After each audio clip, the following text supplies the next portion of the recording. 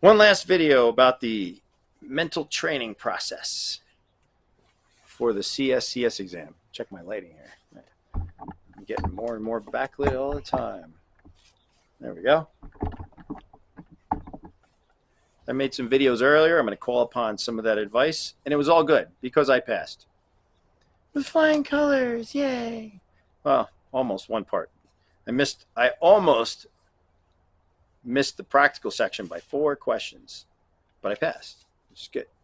I'll show you the results, but I read them over in the first video I made about this test, and then my camera won't focus on them, so I'm going to worry about it. But I wanted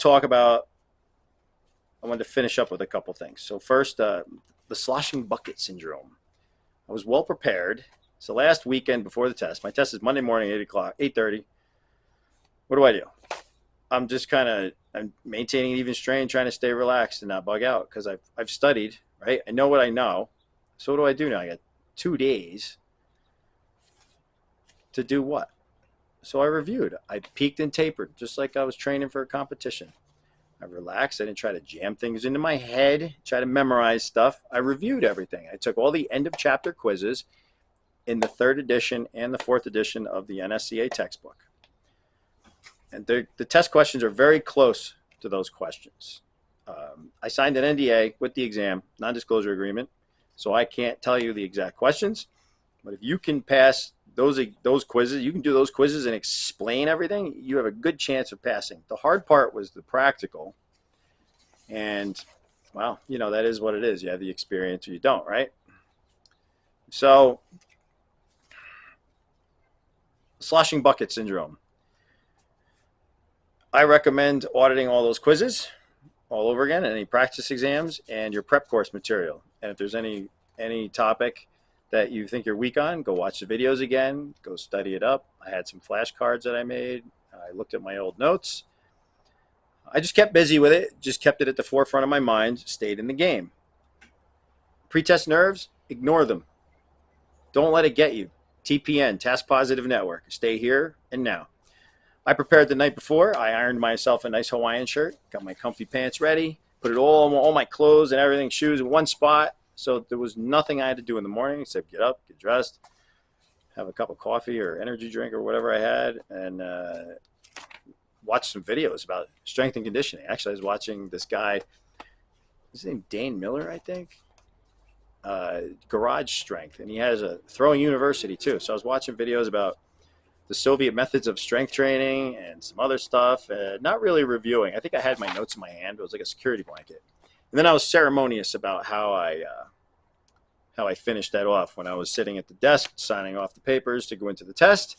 I took all my papers and notes, like my security blanket. I didn't really review, but I just had them there. Dumped them all in the garbage. Time to go. Let's do this. I sat down, no nerves. So wake up early. I woke up early. I drove early. I left at 7:20, anticipating traffic, not being able to find the place, technical difficulties, blah, blah, blah, blah, blah, blah, whatever. I got there a half hour early, which was fine. Get to feel the landscape. Sun Tzu, show up to the battlefield early. I was ready. I was relaxed. I had the baseline anxiety because it's competition time. It's go time. But I wasn't freaking out. I maintained inverted U theory from the sports psychology part. There's a maximum level of arousal for your performance, right? Tapers. So if you're not aroused enough, you're not going to perform well. If you're too aroused, you're going to miss all the task relevant cues. And so I had a perfect level of anxiety and arousal. I was not super excited. I performed well. I could recall everything.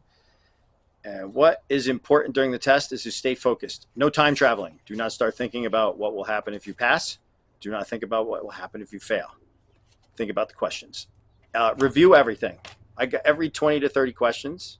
I went back, previous questions. Instead of waiting to the end and reviewing the whole thing, because there's 120 questions, I'm not going to sit and review a whole section all at once.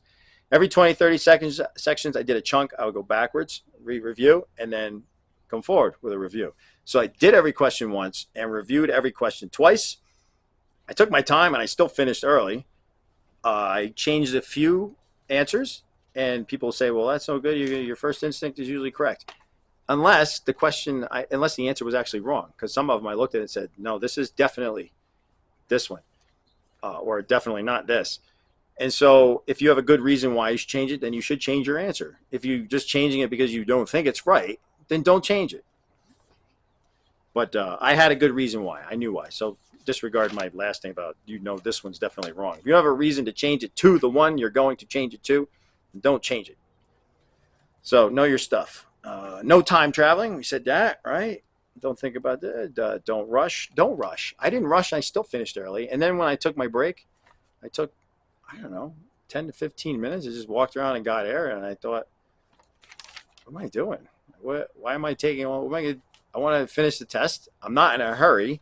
I'm not anxious to get to it. I just feel like I'm wasting time any more than this 10 to 15 minutes. I've decompressed, got my head together. I feel great about what happened, about the first part of the test. And so that was it. So that was my recommendation for you. Sloshing bucket syndrome, number 1, keep reviewing. Audit all your information, especially practice exams. Best idea, just do practice exams and study things off of that, know what's going on there. Pretest nerves, don't have them. Relax the night before, especially the night before and the morning of. Don't get hyped up about things. You know what you know walking in that exam. Prepare, okay? Get your clothes ready, get everything ready, show up, get up early, leave early. Just like you're trying to go for a job interview or it's game day. Stay focused during the exam. No time traveling. Don't do that. That was 4 pieces of advice.